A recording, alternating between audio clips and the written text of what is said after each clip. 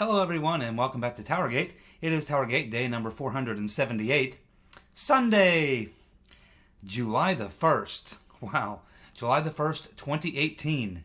Thank you so much for tuning in.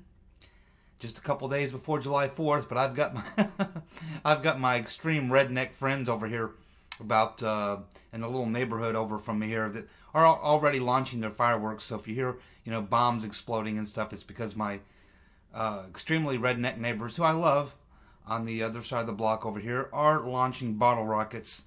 And they go by these big bottle rockets, the ones that cost like $100 a pop, the ones you see at like amusement parks that are probably not even legal. They launch these gigantic fireworks, and it's kind of a small, kind of a country town here. So I generally don't go anywhere on holidays which involve fireworks because I have to stay here and protect my property because I'm constantly getting, bottle rockets landing on my roof and my yard, all over the place. Some of them still flaming. So to make sure my house doesn't get burned down while I'm at a 4th of July celebration, I have to stay home and defend the home fort against the crazy rednecks across the way who like to launch a lot of bottle rockets in my direction, which is fine. It's all good. Go ahead, folks. They're just having some fun. Alrighty.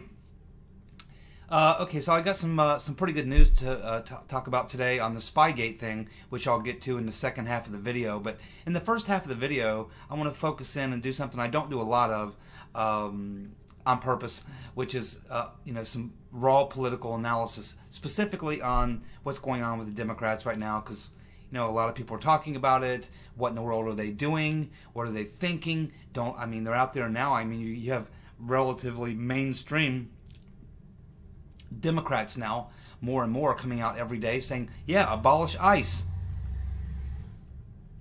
Pushing for open borders. They don't want an immigration plan. All these things. Everybody's talking and saying, okay, what are the Democrats thinking?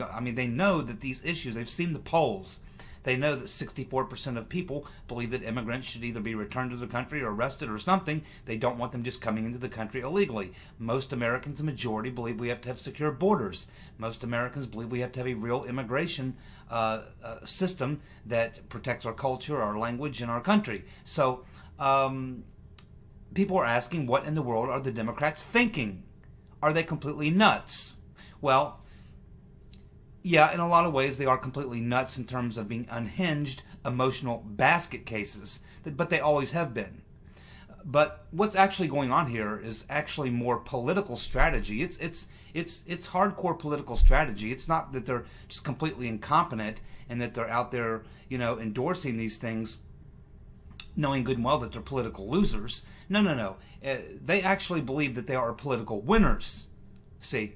But you have to understand where the Democrats are coming from a strategy point of view. So let me lay it out this way. It's not something you can do real quickly, but as quickly as I can.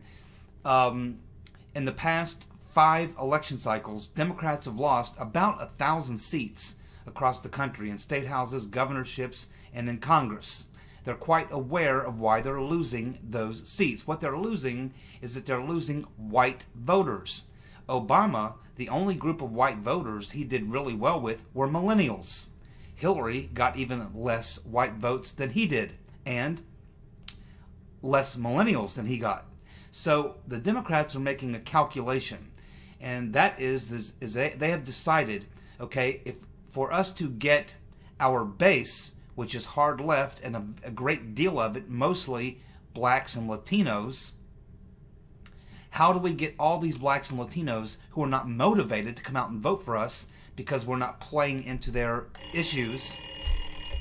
Oops, sorry about that. So they're saying to themselves, what do we do if we try to go get these Latinos, or if we try to go get these blacks, we lose these whites? Okay, if we try to go to move to the center to try to regain these whites, particularly in the Midwest, in the South, or wherever, we lose the black and Latino vote. So I think they've made a calculation because they've seen their number of white voters voting for Democrats in the past 5 election cycles has gone down substantially. But they see this vast voting base out there that's not showing up to the polls. So I think that they believe that they need to motivate and energize their base and blacks and Latinos primarily is who they want to play to, and the more radical left-wing elements, they believe that energizing the hard left-wing base of the party is the best long-term strategy. And remember, their long-term strategy is based on open borders, bringing in 2 to 3 million illegals every year, getting them registered to vote. They have an entire program that's been laid out for a couple of years now where this decision was made. This decision was made when Tom Perez came in and Debbie Blabbermouth Wasserman Schultz went out. Because Wasserman Schultz and that wing of the Democratic Party believed that they need to try to stay more centered, and especially they need to run different types of campaigns in different parts of the country so that they can appeal to the people they need to appeal to. But the other side of the party, on the more left side of the party, said no. What we need to do is we need to have a national unity message, and it needs to play more to our left base and to those people who are probably never going to vote Republican. They would vote for us if they thought we had something for them, and we're not speaking to those people enough, so we need to move left. So it's a political calculation for Democrats, believing that they are every year losing more and more of the white vote. It's cost them 1,000 seats in the past 5 election cycles, and they've made a decision. Do we try to go get these white voters back, or do we play to our minorities and continue to try to expand our minority base? And so this is why they're so ungodly unhinged over Trump wanting to build a wall, wanting to have a real immigration policy, wanting to cut back the number of illegals, wanting to kick thousands and thousands of these people out of the country. This is what's really driving them nuts, because this is cutting into their plan, which they came up with to try to get themselves back to being politically relevant. I mean, they can keep winning the popular vote. I mean, they've won the popular vote like 5 times now in the last, 20 years or something. I mean, so they have no problem driving up the vote in the big urban centers and winning the popular vote, but they can't win the electoral college.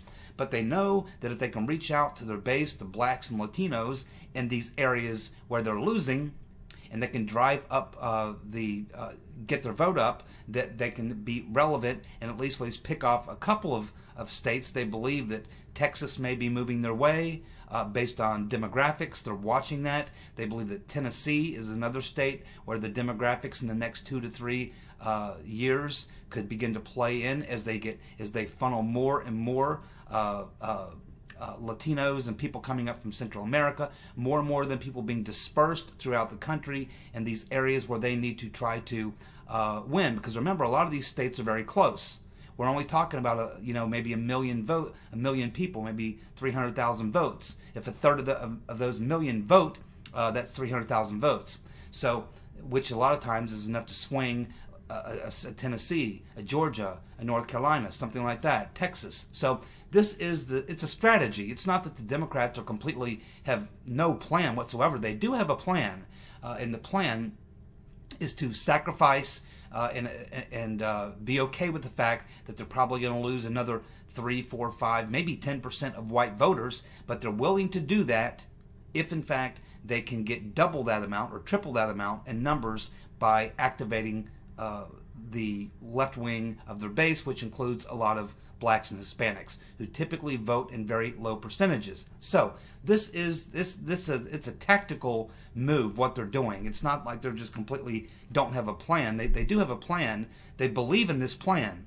Now, the only problem with that is that Trump, the Republicans currently do control the White House, both houses of Congress. I think they're going to control both houses after 2018 and probably throughout 2020.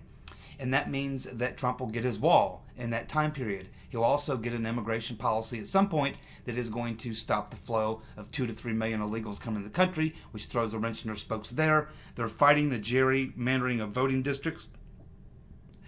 In 2 different cases have been decided in their favor recently. And of course, as we can see, as Trump's economic agenda continues to move forward and pay off for a lot of people, we've seen his numbers with blacks and Hispanics double since he was elected. In a year and a half, he's doubled the number of blacks and Hispanics who support his policies. It doesn't mean they don't maybe like him, they maybe don't like his personality or his tweeting or anything else, but when asked about his policies, his numbers have doubled with blacks and Hispanics who like his policies.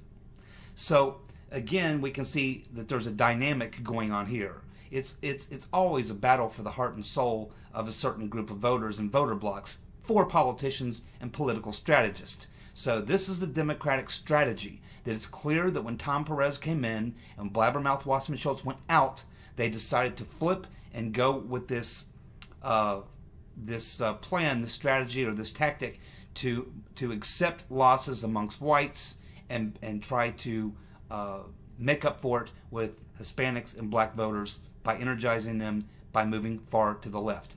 So this is really the tactics, and this is the dynamic that I believe that we're seeing go on. And how that all shakes out, we won't know. But again, if we continue to see Trump being successful, if he gets reelected in 2020, he'll get the wall. That will take care of the immigration problem. He will get a much better immigration bill after 2018 than he would get now, and assuming we hold on to the House, and probably pick up seats in the Senate. And and if you see, he continues to get better and better numbers with blacks and Hispanics, which is the very target. And this is why the left is so unhinged.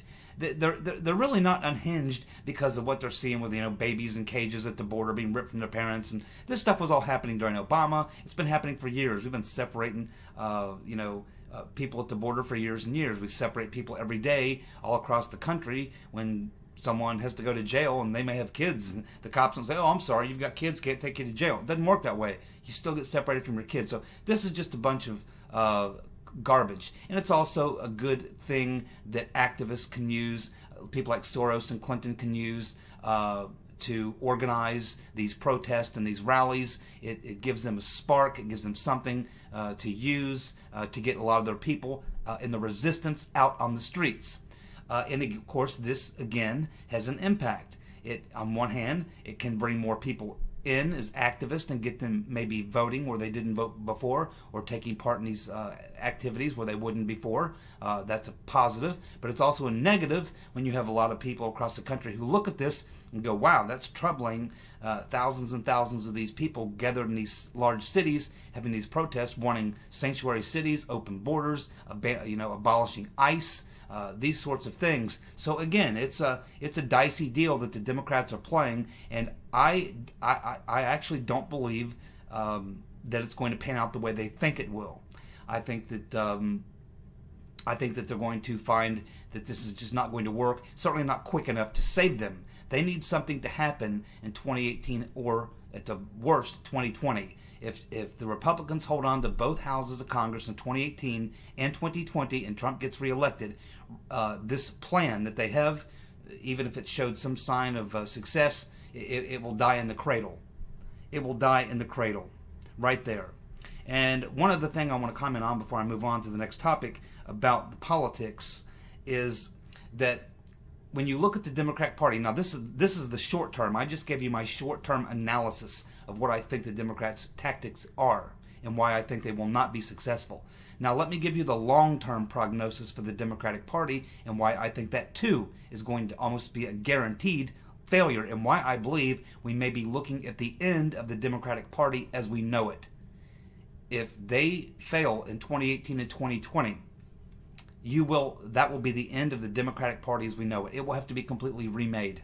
I'm not suggesting they'll get a new name. It probably will still be the Democratic Party, but they will have to clean the slate, the entire leadership and everyone else, and they will have to come up with a new tactic, because this tactic that they're pursuing now, I don't think it's going to pay off, because in the long term, Trump will get his wall, they will get an immigration policy, and if the economy continues to do well, Trump will continue to pick up more and more of the black and Hispanic vote. They're not going to get it all. So based on that, that's my short-term analysis up until 2020. So maybe for the next 3 to 4 years. Now, so what happens in the long term? Well, if you look at the Democratic Party, they are in large part a party that thrives on identity politics. And if you look at the Democrats, they're made up of all these different groups that are on the extremes in a lot of ways. They also have these groups, subgroups within the Democratic Party. They have the Hispanic lobby. They have the, African American lobby. They have this lobby. They have that lobby. They have all these various sort of fractions or factions within the Democratic Party. And what happens, and when you have a culture in your party of identity politics and everybody competing for their agenda, you're going to find at some point where these agendas run into each other, or when you're going to have certain groups that don't feel that they're getting the same attention to their agenda as other groups in the subgroup within the larger group. So what happens is eventually with this identity politics, which drives the Democratic Party, and with all these factions within their party, what will happen over the long term is that with each group constantly bringing pressure to pay more attention to them and to their issues, eventually this will lead to infighting within the party itself. So you'll begin to get people within the party turning on themselves, Hispanics turning on the blacks within the Democratic Party, saying, the African Americans, saying African Americans maybe think, well, you're paying all this attention to Latinos, but what about us? What about us? And then you do something for the African Americans and the Latinos, and then you have these other groups. You have the gay groups. Then they come out. The LGBT people come out. Hey, what about us? Then you get another group. Hey, what about us? Pretty soon you get all these people battling within the party for dominance for their issues, because again they get very secularized in these groups. They kind of stick together. So what you get when you have identity politics within the inner moving parts of your party, they begin to come into conflict at some point, and they begin to turn on each other. And this typically happens especially when they actually get into power, because now they do have power. If they control the White House or one or two houses of Congress, when they really have power. And then that's when all these people within their party begin to want to move to get their agenda items addressed. And a lot of times there's conflicts. So what I see for the long term of the Democratic Party, based on where they are now and where they're going, if they continue to be a party of identity politics on top of everything else, the long-term prognosis is that they will have a lot of infighting within the party. And we also have the far left from the normal Democrats. They're also going to have infighting within them. So again, I see the Democratic Party, if they can't get this thing figured out by 2020, no later than 2024, if they lose in 2018, 2020, midterms 22, and then lose again in 24, it's over. The party at that point will just splinter completely, and you'll have maybe the socialists go off and start their own thing, and then you'll have what's left will be kind of splintered between Republicans. Maybe they'll form a populist party. Who knows what will happen? But the Democratic Party will not survive very much longer. They've lost 1,000 seats in the last 5 election cycles. If that trend continues in 5 years from now, that they continue on the course that they're on, which I think that they probably will, you are going to be looking at the end of the Democratic Party as we know it. That's my long-term prognosis, short and long-term prognosis for the Democrats based on what their positions are and what I see happening in the party. So that's my thoughts on why they're acting so unhinged and what it is they're trying to do. I think they have decided that they are going to let go of 10%, maybe a larger percent of the white vote in order to get the black and Hispanic vote in the more left-wing part of their party. That's what I think is happening. And I think it's tactics, not just pure insanity. It looks like pure insanity, and there is a lot of insanity going on, and a lot of Trump derangement syndrome. But no, there actually is tactical people at the DNC that are making concrete decisions to do these things. Because you got Elizabeth Warren, you've got what's her name, Kristen Gillibrand, you've got what's her name out in California, another presidential hopeful. You got 2 or 3 people whose names been mentioned as presidential hopefuls in 2020 coming out and openly saying, yes, we need to abolish ICE. Obviously this is not, obviously this is something that's part of a larger tactic. This is coming from the top down. It's coming from the DNC down. They have made a clear decision at this point. Otherwise, these people would not come out and make these kind of statements. They're not that stupid politically. So it's not total insanity. There is a tactic. There is a method behind what they're doing and why they're doing it. And I think that that's what it is. Now, let's get to the next item. more politics than I like to do, I'll be honest with you. The Rotten Reverend Clinton. The Rotten Reverend. She will never, ever go away. And more than that, as I said about 6 months ago, and I've said it in other videos since then, actually I said it a year ago, the Rotten Reverend has every intention of running again in 2020. The way she's going to do it is going to be to have a, draft Hillary, fake draft Hillary thing. Now, she may be dead from her health issues. She may be in jail. I think there's a 50-50 shot that could go either way. But for the time being, I'm talking about what's going on in the sick mind of the Rotten Reverend Clinton. And now I'm going to provide for you some evidence to back up and support what I've just said. So we see that the Rotten Reverend Clinton and her ilk are constantly trying to make these suggestions or comparisons of President Trump to Hitler and the Nazis. Hitler and the Nazis. Always talking about Hitler and the Nazis and suggesting that it's a fascist sort of regime or something that Trump is running and all this. And that's all for good reason. That's not just the Rotten Reverend throwing this stuff out there. She has got a plan. This is part of her AstroTurf plan. So to back up that, she's being interviewed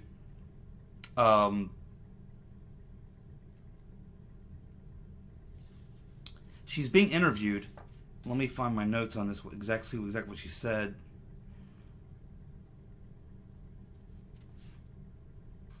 Yeah, so the Rotten Reverend's being interviewed. She's over in the UK. She's being interviewed, and she's asked by the interviewer. The interviewer says, is basically asking her, so Hillary, do you think that you should maybe step back? And a lot of people have suggested that you should step back and let the country heal from the previous election in 2016. So asking the Rotten Reverend Clinton, saying, hey, a lot of people think that, in your party, think that you should kind of go away, take a vacation, not be out there, whatever. Do you think that you should just kind of step away from it all and let your country heal from that election or whatever? And the Rotten Reverend says the following. She says, quote, I am sure they said that about Churchill between the wars, didn't they? I'm sure they said that about Churchill between the wars, didn't they? What is she talking about?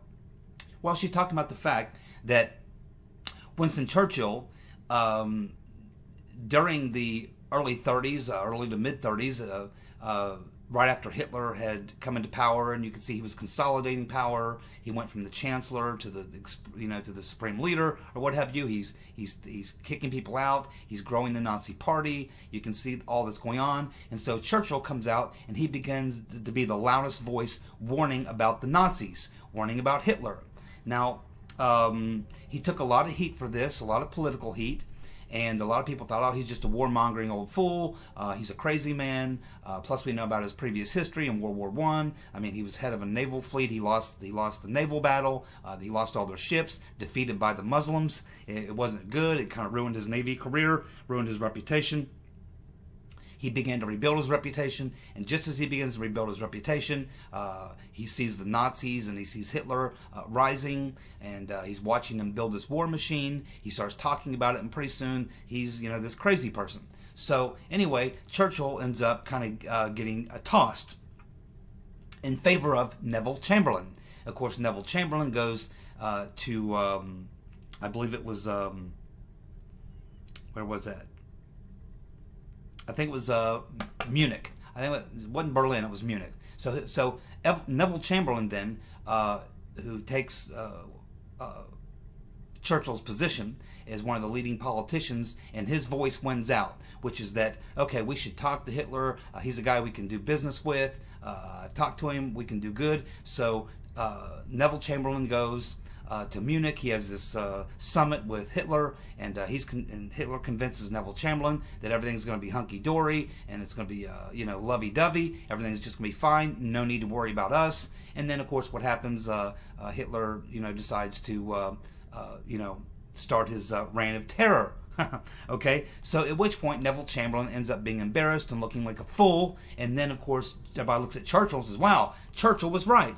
Churchill wasn't an old fool and a crazy person. Churchill was the guy who had it right all along. Neville Chamberlain, you're out. We want Churchill back. Okay? So what the Rotten Reverend Clinton is talking about, she's talking about that period of time after Churchill had warned about the rise of the Nazis and of Hitler, and he was laughed at and ridiculed.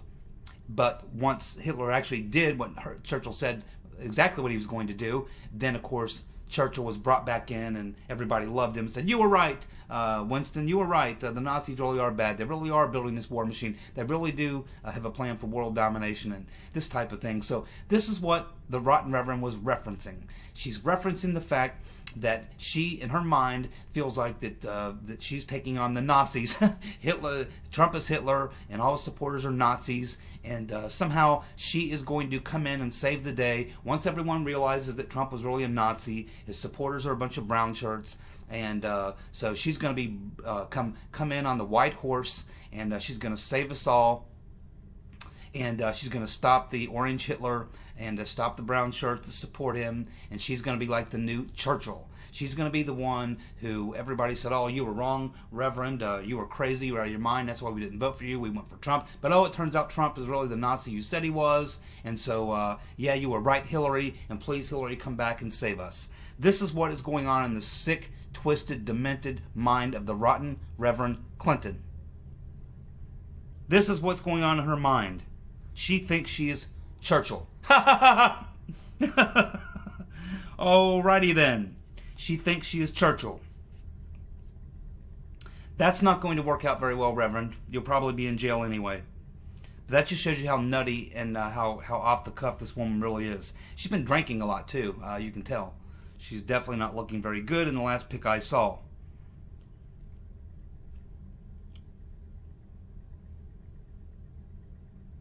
Now, I'm going to talk just a few minutes about some things that I've been learning. I spend, quite a bit of time, as much as I can, looking into this 6-agency task force, trying to learn all I can, because I'm convinced this was the origin of the Spygate thing. Because you have to explain somehow how spies who work for the intelligence agencies suddenly begin working for the FBI. Something had to happen. There had to be some place where the two intersected, and the only place that we can find logically that we know about is the 6-agency task force. Now, when I first started talking about it, about a month and a half ago, 2 months ago, you could hardly find anything on it. But now I'm finding more and more stories on the 6-agency task force. More people now talking about it. So it is working. People are starting to hear it. They are starting to look into it. People are starting to talk about it, dig into it. So I've also found some other articles that are actually older articles, but they're important to where we are now. So I stumbled onto this article on Vox, believe it or not. Now, Vox is the most anti-Trump website you'll find, and the point that they were trying to make in the story is, that the 6-agency task force the 6-agency task force that Brennan set up is hot on the trail of Trump, and it's just a matter of days before the 6-agency task force is going to produce the evidence that Trump was involved in Russia collusion. This is the Vox take on the 6-agency task force, which has nothing to do with what I'm talking about. But there's a couple things in the article that they cite that are important, and the sources that they use. One's McClatchy, which is McClatchy. You got to question anything that comes out of McClatchy. But they also cite the New York Times. So let's take a look at a couple things we learn that's in the Vox story that they cite their sources being the New York Times or McClatchy. So they're saying that at the time this article was written, the Vox article I'm referring to, was written on January the 21st, 2017. January 21st, 2017. Vox writes this article. They're talking about the 6-agency task force that Brennan set up. And they're talking about the fact that they're upset that this agency task force may be broken up, which means that they're saying that in January 21st of 2017 that this 6-agency task force was still doing what they were looking to do, which is to find the evidence that Trump colluded with Russians. So in January 21st of 2017, this 6-agency task force was still in business, still doing that. They also disclose in this article that the 6-agency task force did seek a FISA warrant. They don't say how many. In fact, they said they did get a FISA warrant. They didn't just seek the FISA warrant. They got a FISA warrant. So there's another FISA warrant that's not even being talked about. And this FISA warrant was apparently on Manafort, Roger Stone, and one other individual. I don't know if it would have been Carter Page or not, but they do cite Manafort and Stone as being two of the individuals targeted with this FISA warrant that was taken out by the 6th Agency Task Force. And this, of course, they cite their source on this as this BBC story. Okay, so the BBC story is the source of that information. Now, we also have learned in the last a couple weeks, this is from a story that came out about a month ago, is that Stephen Halper, who's of course an intelligence asset who somehow began working for the FBI as an informant. He went from being a CIA guy or a British intelligence guy to being working for the FBI, which again shows us that there was some sort of coordination between the CIA and the FBI. Mr. Halper is an intelligence guy. He's a spook, but he ends up going to work for the FBI in this Operation Crossfire Hurricane. But here's what we learn about Stephen Halper and why I think that we need to take a closer look at Hackloot, and it also shows a lot more of how the British intelligence was involved than probably we even know. So we learn that Stephen Halper co-authored two books. Stephen Halper, the Fat Man, co-authored 2 books with Jonathan Clark. Jonathan Clark is the U.S. Representative Director of Operations for Hackloot. Remember, Hackloot is this cloak and dagger private intelligence firm in London. It's very closely connected with British intelligence. It's all former British intelligence people who are heads of it and are part of it. So we learn that Jonathan Clark, who is the U.S. representative, the director of operations at Hackloot, co-authored 2 books with Stephen Halper. Obviously, they know each other quite well and are friends. We also know that Alexander Downer was on the advisory board for Hackloot from 2008 to 2014, and that he still maintains close contacts with a lot of Hackloot officials. So it almost is beginning to look like now, when you look at the fact that how the Papadopoulos thing went down, who was the players there? Mifsud, Halper, and Downer. And they're connected to, very closely, Mr. Dearlove, former British intelligence head, who is very close to John Brennan, and who in fact came and visited John Brennan in August of 2016, when all this was going on. So, as we can see, all these people have one thing in common. They all have, whether it's Brennan, Dearlove, Halper, Downer, and Mifsud, they all have connections to Hackloot, this private intelligence firm in London, which is getting me to believe that Hackloot was acting as a contractor for either British or American intelligence, or a combination of both, and that they were the ones running the operation to set up Papadopoulos. The key players being, of course, Mifsud, Downer, and Halper.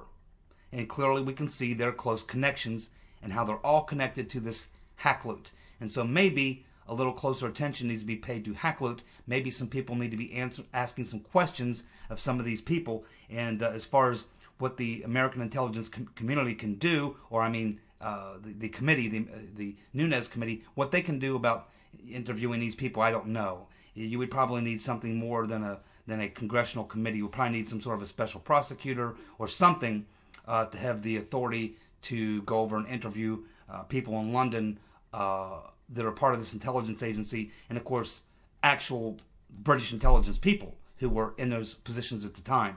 So here again we can see more connections to the intelligence agency and more evidence of why the 6th Agency Task Force was the source of all this, because they were the glue between intelligence and the FBI and the State Department, and moving all this information, this faulty information. And we have also learned from this story that we've already talked about the fact that, of course, John Brennan set up the 6th Agency Task Force. We had already learned that Peter Ben Strokinus was part of that. We had already heard that James Clapper was part of that, but now it appears that according to the New York Times, James Comey was also a member of the 6th Agency Task Force. There we go. More evidence. Alrighty, well, thank you so much for tuning in. I'll be back tomorrow, and we'll see what shoe falls next. See ya. Bye.